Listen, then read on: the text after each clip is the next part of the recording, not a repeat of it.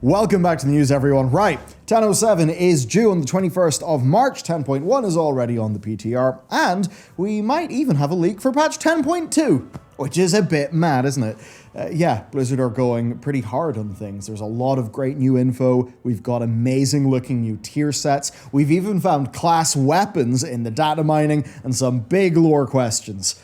So there's a lot to get into in today's news, brought to you by today's sponsor. Go to HelloFresh.com and use code BELLULAR60 for 60% off plus free shipping. They're one of the easiest ways to improve your quality of life in just a few clicks. Their meal kit delivery service helps you eat healthy, learn how to cook, and taste fun new foods on the regular.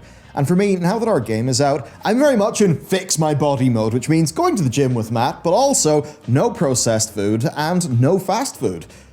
But the thing is, home cooking and tracking macros and getting the scales out can be a pain. And the good news there is that HelloFresh has full nutritional info for everything, making all of your health-related tracking super easy.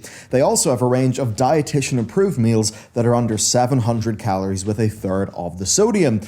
Big benefit. They're cheaper than groceries, and you're not left buying, say, a whole bunch of an ingredient when you only really needed a tiny amount to cook the meal. Overall, saves you money, saves your house clutter. They're cheaper than groceries for us. They're so much cheaper than fast food. I mean, the price of an average Deliveroo for two in Belfast, say a curry and a starter, that costs as much as 4 two-person HelloFresh meals, right? And that's each with 2 servings. And then cooking a meal kit is literally faster than a delivery. I've been rammed with work, so I selected the quick meals this week, which has been great. I've been having this very tasty honey mustard sausage with onion gravy.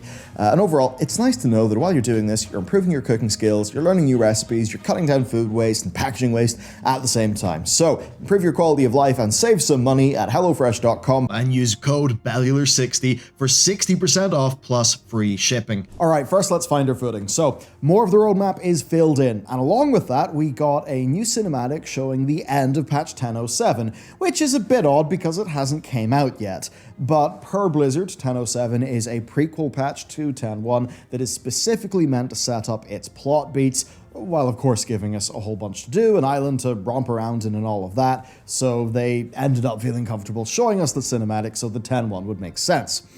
Now, we've not usually got this, and I do think that the overall structure here with the prequel patch will go a long way to solving one of the very large problems, right? The and then storytelling of the Shadowlands, right? Where just really the pacing was a total mess. You know, you just went major patch, major patch, major patch. The in-between of them didn't really feel that good. The plot didn't flow smooth. I think their chances with this methodology are so much better.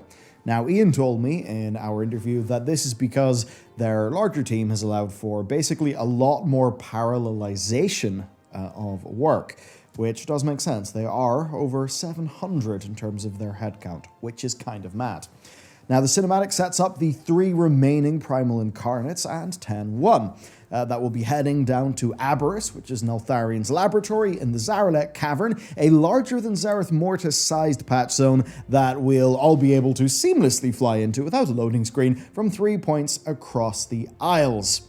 And also heading there is the Sundered Flame, who basically are those more rebellious Drakthir who essentially want to reclaim what they think is rightfully theirs and also, you know, overcome some daddy issues. Now, this all feels a little bit out of left field and crazy. I will say don't worry. 10.07 has a campaign that we haven't seen. And in the Forbidden Reach, we find loads of lore books, and they actually do a great job at establishing the shadier aspects through the Drakthir's past. I'm not going to spell that stuff out for you here and ruin it, but the point actually for me is it's pretty good. As for the Incarnates, I think they're pretty damn cool. I mean, just seeing them do their thing is great. Their voice work is fun. The designs are pretty cool. Ridicron also feels like almost an anti-jailer in a way, in that he is a more active character. He is taking to the field himself, doing things. He is smart. He knows that victory is not guaranteed. He knows that we are not to be trifled with. He feels like more of a villain where there can actually be a real story happening, which just didn't happen with the jailer. He just stood there saying, "Pitiful mortals, you'll never beat me. Oh no, I've been defeated." The end. And then there's even little things with just how they deal with those elemental enemies. There's this shot I've always liked from the movie Casino Royale where, you see the guy who's working for Lashif. He's just like super agile and stuff. And then Bond just runs through a wall. And you're like, you know what? That kind of tells you all you need to know about where Daniel Craig's Bond is starting off as a character. Show, don't tell, right? And while, of course, these guys are new in the scene, I think that, even just seeing them deal with those different elements in their own ways, it kind of characterized all of them. So I think they're a pretty good trio, really. We'll have to see how it goes, but I think there is good potential. Now, timing-wise, I imagine 10.1 will launch late May, 2 months after 10.07, or perhaps maybe just a little bit later in mid-June to give Diablo 4 some breathing room. Okay, so now you're up to speed with the basics of 10.1. Let's have some fun and talk about the news. Psych, we're actually talking about patch 10.2 because apparently we've just skipped 6 months ahead in the patch cycle. No, not really, but Blizzard may have made a bit of a mistake because sometimes very curious naming ends up appearing in data mining. As an example, we had patch 10.1 Underground appear in beta, which, means that the Zaralek Cavern is hardly a surprise to most of us.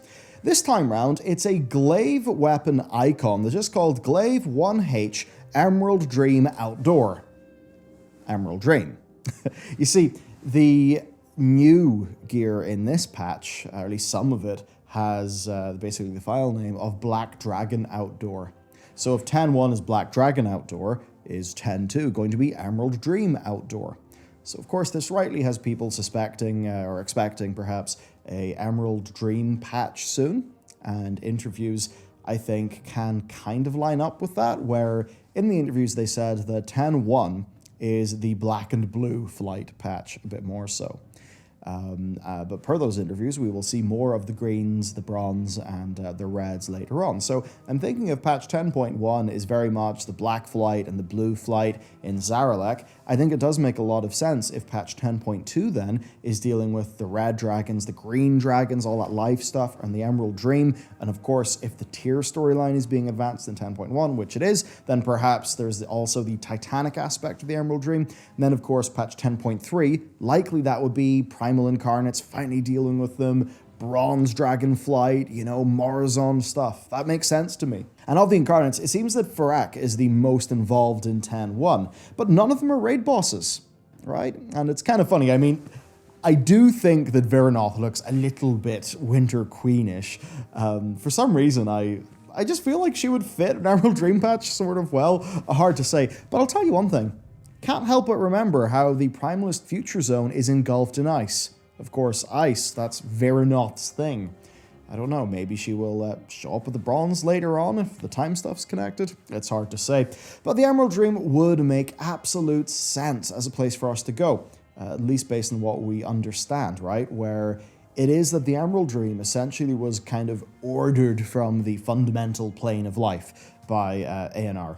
Or is it Freya? I'm pretty sure it's ANR. But anyway, the point being here, ANR's title of Life Binder is very much suggesting she's not where life comes from. She binds life, right? An area of wilderness versus a garden and a gardener.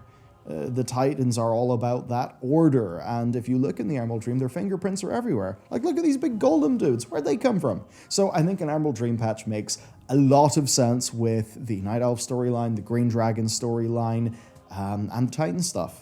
I'm thinking about the Dream, you could easily have a few different biomes. We could develop Marithra more as a character. We could learn more about why Ysera's not taking up her old job, and just generally dive into what the hell a loon even is. I mean, on that, there's actually a trinket that refers to an Anne Shul, which is kind of similar to Anne Shea, who, per the sort of Tauren cosmology, Tauren myth, whatever, is like a loon's brother, right? So, of course, they know a loon as Musha, and we'll get into that later. Well, kind of interesting, right? So, all of this is to say, I do think that Emerald Dream, and then some sort of big Morrizonde plus Incarnates finale, Does kind of make sense. Alright, time to catch you up with the new gearing system. So, gear is being revamped wholly, bar in PvP, which they don't want to mess with because it's working. And the whole system may seem quite complicated when you first see this massive table of things, but the in-game experience should be quite a lot more simple. TLDR, there are 2 currencies, flight stones and then crests. Flight stones are obtained by doing anything, pretty much, with harder content dropping more. And then crests have 4 types: whelp, drake, worm, and aspect. The basics here are, do harder content and you will get better crests. Quite simple. To upgrade gear, you need the right type of crest plus flight stones. So if you do a raid and no gear drops, you're actually not going to feel that bad because you will have earned some crests, and you'll be able to use those crests to upgrade the gear on your character. And the same goes for doing Mythic Plus. But say not getting a drop, but it's okay because you got some flight stones, you got some crests. And to help make this understandable, right? Bits of gear have a label. Those are Explorer, Adventurer, Veteran, Champion, Hero, and Mythic. Now, these labels correspond to how hard the content is that you got the gear from, which is kind of nice. But the cool thing is that every bit of gear, let's say normal mode raid gear, has 8 upgrade levels. The first 4 upgrade levels will basically equate to the item level range of, say, normal mode raiding, and they will cost Drake crests, which come from normal mode raiding. But if I was to, say, clear normal mode and move up to heroic mode, well, then I will start to get hero gear dropping, and I'll also start to get worm crests. Now, those worm crests could be used to, yes, upgrade my heroic gear, which will have the hero label, from 1 out of 5 to 5 out of 5. But also, I could upgrade my champion gear from champion 4 to champion 8, which actually means that my normal mode gear can be upgraded all the way to the top of the heroic item level. And the idea here is that no matter what you do, you're going to have progress, right? No loot drops in Reclear Night, don't worry, you have crests, you have flight stones, you can upgrade a bunch of your existing gear, be that heroic gear or normal gear, as an example.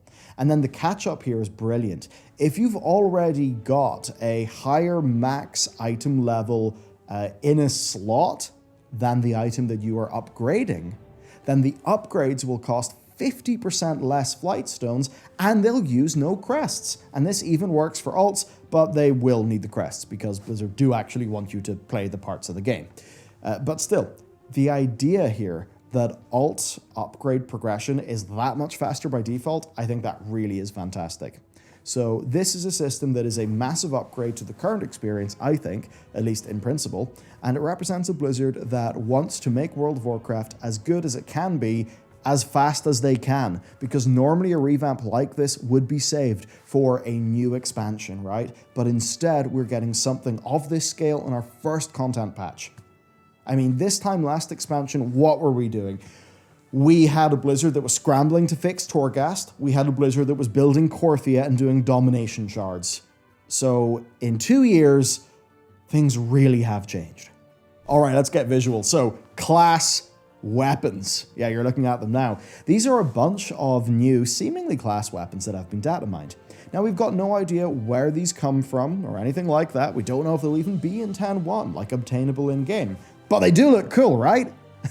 Now, if I was to speculate here, I would say that Blizzard maybe are trying to make up for a little bit of a misstep in the past, or maybe something they regret. So here's the deal. They said that they wanted to make a Mage Tower-like feature during Dragonflight. Now also, remember the backlash that happened whenever they brought the Mage Tower back, and the artifact appearances were not unlockable.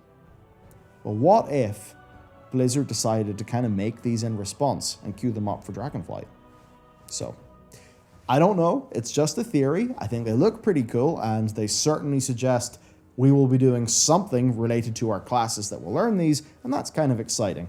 Next, though, I think we got to have a look at the tier gear because damn, tier is back. I am super impressed with these sets. I think there are very strong silhouettes. I kind of like how the designs are happy to go a little bit campy. I mean, why not have a big, dumb looking dragon helm for your warrior? Sure, why not? It's cool. So I'm generally speaking a pretty massive fan here. And at the very least, there are so many wonderful looking pieces here. That being said, I do main a priest. I think we've kind of won this time. But to go through them, I mean, man, look at those DKs. I think they're pretty in line with what a DK looks like. I do think they're strong, though, and I appreciate that they're actually using sort of like a darker gray, a darker black. So that's good. That's good. As for the druids, the helm dominates. But overall, I think it'll look pretty good in-game. Hunters. I mean, what's this? Hunter gear that doesn't look terrible? Definitely a fan. I think the mage set looks really doofy in a human male just because, you know, the way they've got that humongous scaling, but I think it's a cool set otherwise. Similar goes for the monk. I like the paladin quite a bit too. It's strong. It is a bit traditional. I think for some people it maybe reminds them a little too much of the desaturated Kyrian look, but I do like it. Priests have won. I think we've just won, haven't we? I think, goddamn, it's an absolutely incredible set. Just look at the color variations. I mean, wow. So, big win. Rogues, I think you're also looking strong. Shaman's looking pretty good too. As for the warlocks, you know, good. But if you told me it came from like Hellfire Citadel, I wouldn't be surprised. It does feel a little bit typical. But on the whole, I do think that this is good. These are rewards that people will be excited to hunt down in the game. I mean, again, contrast this from the BFA onward era where we didn't have class sets, right? This is just way cooler. And the thing is, if you're not going into the raid, then take a look at this outdoor gear. I think this is what you get from the Firak Assaults, which basically the big dragon incarnate will, or fire dragon incarnate will attack zones across the Isles. You'll have a bunch of, mechanics to do and things like that, and eventually you earn gear. And this is what the gear looks like. And, this is regular outdoor world gear, and it looks bloody brilliant. Each of the four, I think, is fantastic. I love the mail, even though the bits of the mail that I like the most are definitely plate. But hey, whatever. That ship sailed long ago. I think they look fantastic, right? There's also a host of Black Dragon-themed weapons. I'm kind of just loving this, Turbo Blackwing lair look that we're getting. I think it's awesome. And then, I mean, if Aberys is, as a raid, anything like Vault, it'll be a total banger. But that being said, let's check in with Mythic Plus and see what's changing. Quite a lot, actually. Seasonal affixes are gone in M+. Yeah. Ian basically said that with the new dungeon pool system, that means that it's an entirely separate pool of dungeons with every season. They just don't need Mythic, or they don't need a seasonal affix anymore. It's the sort of thing, if you told me to do a seasonal affix, but only that, I would probably be happier, but I can understand. I can't understand what they mean. Now, that being said, the other affixes have generated a lot of buzz, and there's some good news here. Blizzard are taking a big pass at the level 7 affixes, and there'll be a major refresh. Now, that means Explosive, and then, of course, the Discipline Priest Loving Grievous, Quaking, Storming, and Volcanic. Okay, fair. I think those are good ones to go and look over. Now, Ian said that overall, what they plan to do this time is to shake up the pool of regular affixes, and then between seasons, change the affix pool more, right? So they want to do that on a seasonal basis and then be a lot more active on ensuring that bad overlaps don't happen inside content. Plus, after Season 1 feedback, because, Ruby Life Bulls, people had fun there, they are actually going to be pruning the other 4 Dragonflight dungeons. So kind of interesting. I mean, certainly, imagining, say, Quaking... imagine Quaking, Thundering, and the final gauntlet of Halls of Infusion. That would be a bit of a shit show. I'll be keen to see how that actually plays out. So far then, it does seem like an improvement, especially because they've said that they want their affixes, be they new ones or tweaks, to have more counterplay, right? Actually to give people an opportunity to shine using their utility. I think that's cool, right? Good counterplay should tone down the annoyance and make you feel powerful, like you've overcame a mechanic. But that being said, well, a lot of them, like a lot of the affixes have thus far kind of sucked, and I guess we're going to need some proof that the new ones will be fun. And like Ian was totally right when he said to me, like, hey, you know, these affixes, they are there to be a challenge, right? They are there to make it harder, which, I mean, I totally understand. That is what they should do. But sometimes, does it pose a problem to solve? Yes. Is it more of a challenge? Yes. Is it more fun? Not necessarily. So the proof of the pudding will very much be in seeing what these changes are. Finally, though, I do want to call something out where I think that the Mythic Plus community just deserve a wee bit better, and that is the, at least, data mining suggesting that this is your seasonal mount for hitting Keystone Master. And look, it's a nice mount and all, but look at the PvP Gladiator customization set for the Dragon Riding mount. Like, man, I actually do think that Mythic Plus players, I think they deserve a pretty damn cool dragon transformation as well. What else then? Well, I figured it would just make sense to do a 10-1 like feature blast, so let's go. 10-1 is going to feature more public zone events, right? So there'll be more of those like the big Tuskar soup going on in the Zaralek Cavern. The difference being they're going to feel quite a lot more like key to the plot and not just like fun little side things. Then the new Firak assaults, they are a bit more involved than the Primalist ones, which definitely does look quite good. We found out that the Blue Dragonflight and Tyr storylines are going to continue. I would imagine that Tyr storyline will lead us into some fairly major Titanic revelations. Then the new zone from the initial playing anyway is bloody gorgeous. The new raid looks like a Giga Blackwing lair, which I absolutely love. We've got cross-faction guilds coming in, which is brilliant. They've got a bunch of new UI improvements lined up as well. We found out that the final boss of the new raid is actually Sarkareth, the leader of the Sundered Flame, not Firak, which suggests to us anyway that Firak is going to stick around. And I suppose when I look at this big picture, it does seem that this patch is doing a lot right on the big scale, but also a lot right on the details, right? So is this patch another slice of WoW with, you know, an outdoor zone, a renown track, all the usual things? Yes, it is, but also revamped gearing, overhauling part of their Mythic Plus approach, right? Continuing to experiment with more public events. All of these things, which I mean, versus what we've been used to, also having loads of class changes, a partial revamp for Shadow Priest, and a patch cadence that looks like this, it is absolutely straight up insane compared to where we were in the past. Now, one thing I do want to do, though, is just a little bit of lore. So let's talk about the lore. I figured it's best to leave this to the end, just in case folks really don't want to have spoilery stuff. First up, Shadow Flame. I think that's something we need to think about more. Shadow Flame definitely seems to be important. A sort of further empowerment of the elements with Shadow, perhaps, maybe, I assume, like in the context of Void, because that is what Neltharion fell for. When you look at Firak, and this model, he sure does seem to have got himself a Shadow Flame infusion. And then the final boss of the raid, Scale Commander Sarkareth, very much has more of a shadowy thing going on. So there's evidently some Void shit going on in there. Then we've got some really interesting items. Like one of them is called Voice of the Silent Star. Like, am I thinking about Lovecraft? Yes. There's another one called Envoy to the Empty, and it's got this text. Briefly open a pair of gates to the void to redirect the orbit of Anshul, the cosmic wanderer, through your target. I mean, number one, that seems like cosmically OP as a trinket, but it does make me think about the Tauran myth, where of course you have Musha, Anshe, and Losho. The ones that matter for us, though, are Musha and Anshe. Right, so they're like the two eyes and eyes of the Earth Mother. They are brother and sister, but of course we learn that Anshe is wounded by what is like attacking Azeroth.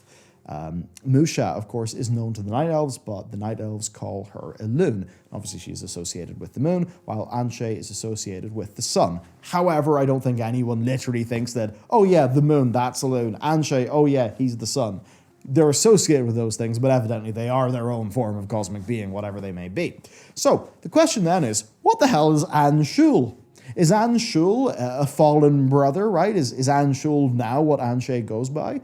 Having fallen in the way that, I mean, I don't know if it's the sun and there's an association with light somehow, in the way that you can get, obviously, a void Naru. Are we thinking along those lines? I wonder, you know, where is Elune? I mean, if Elune's brother, if some, because, you know, if Elune has this very important connection to Azeroth, and of course Anshe would have this very important connection to Azeroth too. Well, if Anshe is Anshul and has, like, sort of fallen to something, then, you know, that makes you think, well, would Elune be away trying to fix that? What would Elune be doing? Who is Elune? It really is quite a lot to ponder, especially because Ashara is out there, right, in a more cosmic sense. Xalatath, obviously, she walked through a void portal. We haven't seen her again yet. And most importantly, I would say, Medivh. Because right when the Legion's invading Azeroth, when you reach the very top of Karazhan, you know, you fight the big eyeball dude or whatever on the spaceships, and Medivh has this conversation with Khadgar, and Medivh's basically just like, don't worry, Khadgar, you've got this. You're the Guardian. Now, block the wind while I roast this bone. I've got to go up into space and do something very important. And we don't know what it is, but he flies away through a portal. Now, you're like, come on, Medivh, what's going on there? What's going on? What are you at? Evidently, there's something brewing. We've obviously got the, I mean, we have a video coming up soon on the Ethereals too. Yeah, there's a lot. So, Quickfire then. Right, number one, Ian told me that regarding time walking, they are thinking about outdoor time walking world content. And he very, I'd say, heavily hinted that Throne of Thunder time walking is something that's on the cards for 10.15 and 10.17, which is pretty neat. He also heavily suggested that an archaeology rework is still something that we could expect to have happen in this expansion, and he said that leaving dragon riding behind on the Isles would be, quote, unimaginable, which certainly does sound good. For some other nice things we found in the data mining, Nightborn are seemingly getting some new eye and hair colors. Dark Irons are getting some new skin and hair colors as well. So it's good to see that those customization things are not being totally left behind. Then we've got a track of new Recruit a Friend rewards, and also this is happening in around the same time as a free weekend that they did, because they really do need to get more people into the game. And I can't begrudge that. It must be so frustrating to be in a position where, like, oh man, we finally did all the work. Look how big the team is. We got these batches coming out like madness. Our content's actually really good compared to where it used to be. And oh dear, they haven't all came back yet. Which certainly does show the cost of ignoring people for multiple expansions and all of that. To round things off then, I suppose, this week in us, we had a very busy week. The Pale Beyond, now that the lion's share of the launch bugs are thankfully squashed, has moved on to more core feature development, with a rework of the save system and some UX for the save system as well being worked on based on launch user feedback. We are also working on a little bit of balance and design improvements, as well as some of our team taking a look at maybe any cutscenes or things like that we could maybe find the budget to essentially properly build out in some form of a free update. We're just thinking about all those nice to haves. The data backs it up too. Our review positivity rate was up to 97% across a few of the recent days. So obviously the overall average, I think we're still at 91. But that post-fixes, the rate of reviews after those fixes is looking good. We're really happy about. So, you know, I do expect that we will recover from some of the launch knock. I mean, I say that. We got 90% on Steam, which is not a bloody bad reception. It is completely mind-blowing to me. But obviously, the work comes first, and we've been doing the work. So that's what's up with the Pale Beyond. Over in the news channel, lots of videos, but one you may find particularly interesting was about PAX Day, which is a new MMO that sure does look bloody interesting. And as for a little bit of Patreon updates, we have finished all 2022 fulfillment. I have sent out a bunch of lapsed orders, or, you know, things where, like, they were returned to sender, because we sometimes do just have things that get returned back to us. You know, we don't really know why, so we've done what contacting we can. And now that all of our stock has arrived, January is shipped, and February won't be too long because we basically the stickers we ordered from our supplier they're in that room, unfortunately. But yeah, initially we ordered these stickers and they were not up to quality, so we went with another supplier, and now we do have our sticker sheets. So yes, February will be out pretty damn soon indeed. And I suppose with that, that is it. That is it for the updates. A big thank you, of course, to HelloFresh, who sponsored today's episode. They're awesome. I literally cooked with HelloFresh before I came into the studio to do this recording, because it makes it really simple. So thanks to them, they really actually do help support what we do. Thanks to you for watching, and man, stay tuned to the channel. There's going to be so much content, because goddamn, there's more patches than we know what to do with. All right, have a great day. See you next time.